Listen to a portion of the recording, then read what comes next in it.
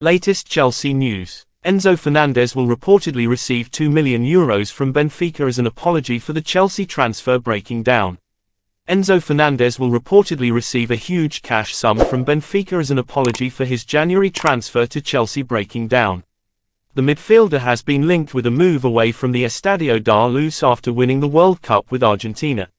In what will come as no surprise to anyone who has followed the news this month, Chelsea showed serious interest in snapping Fernandez up.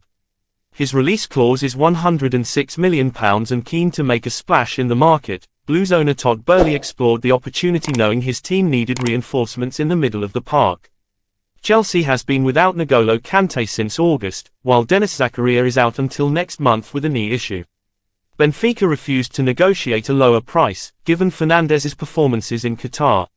It saw Chelsea turn their attention to other targets.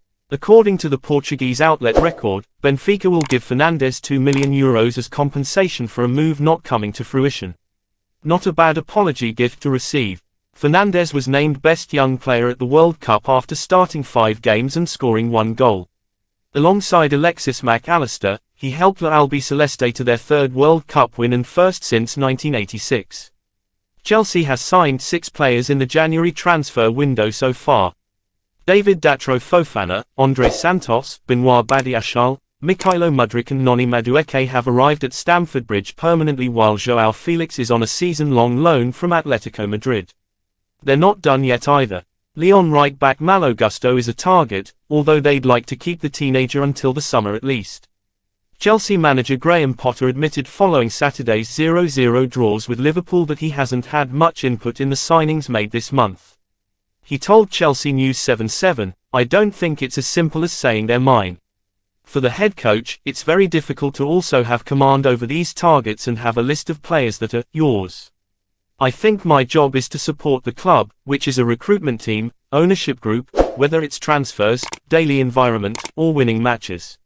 It's a club, we're trying to win together as a club. Whilst I have an input on everything, I'm not the guy that sits in a room and decides everything. And also, the Blues' bid for Enzo Fernandez was astonishing. They could make a late return. Chelsea could reportedly return with another move for Benfica's Enzo Fernandez late in the January transfer window. The 21-year-old star, who's been at the centre of a transfer saga this month, is still linked with a potential switch to Stamford Bridge. Now, journalist Ben Jacobs reports that Chelsea hopes they can still strike a deal to sign the Argentine World Cup winner. It is understood that the Blues are hoping to bring him to the Premier League for a transfer fee lower than his €120 million £106 million release clause, but there's been no movement in recent days. In addition, Jacobs says Chelsea's previous bid of €85 million in January is astonishing when you consider the player's valuation. He expects the Benfica star's price tag to reduce significantly in the summer. If Graham Potter's side is to sign the South American midfielder, it'll be a take-it-or-leave style deal in the closing moments of the window.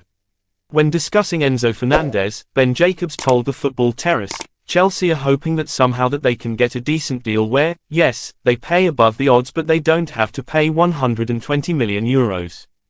But because Benfica keeps reiterating at this point that it's a release clause or nothing, there hasn't been a great deal of movement in the last few days. But it's also tactical for Chelsea to wait, and I wouldn't be surprised, especially if they don't get Moses Caicedo, and they choose to turn back to Fernandez over somebody like Amadou Onana at Everton, who astonishingly might be available. If they return to Fernandez, it will be late and it will be bullish and it will take it or leave it style.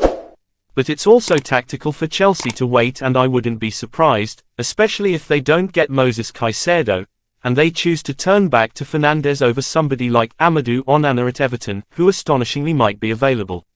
If they return to Fernandez, it will be late and it will be bullish and it will take it or leave it style.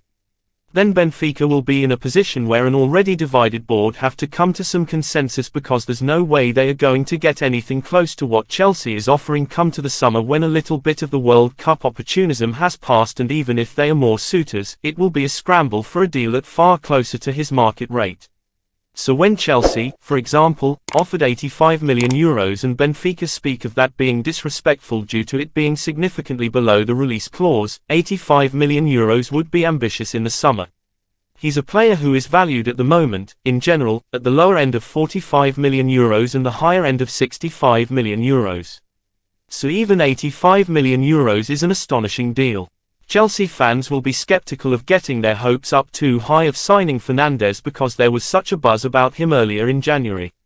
For certain, the all-action central midfielder is exactly the type of profile to improve and help the Blues 11. However, not every transfer under the new ownership has been valued for money, so surely the club don't want a reputation of overpaying for every single player. And then Chelsea's £105 million Enzo Fernandez delay may impact Todd Boehly's decision on 7 further transfers. There is less than 1 week to go in the transfer window, but Chelsea is still aiming to bring more new faces to Stamford Bridge despite completing 6 deals. Chelsea has already completed 6 transfers this month but could yet bring 2 more players into the club.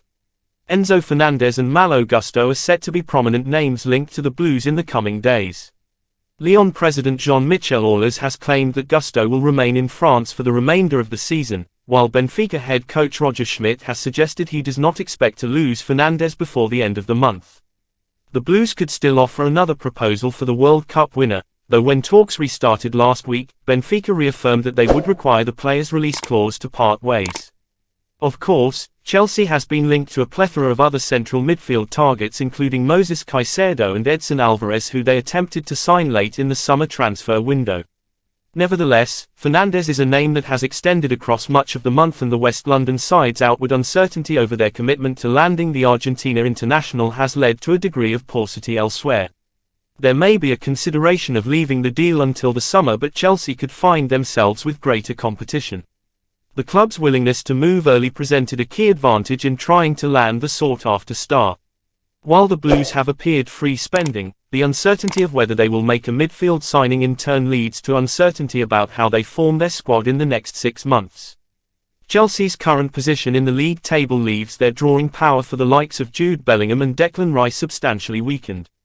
By not adding another midfielder this month, pressure will be added to making that summer purchase too, and it would be no surprise to see a price hike. A midfield transition is underway, but Chelsea's options will become limited the longer it takes. Jorginho and N'Golo Kante will both see their contracts expire as things stand.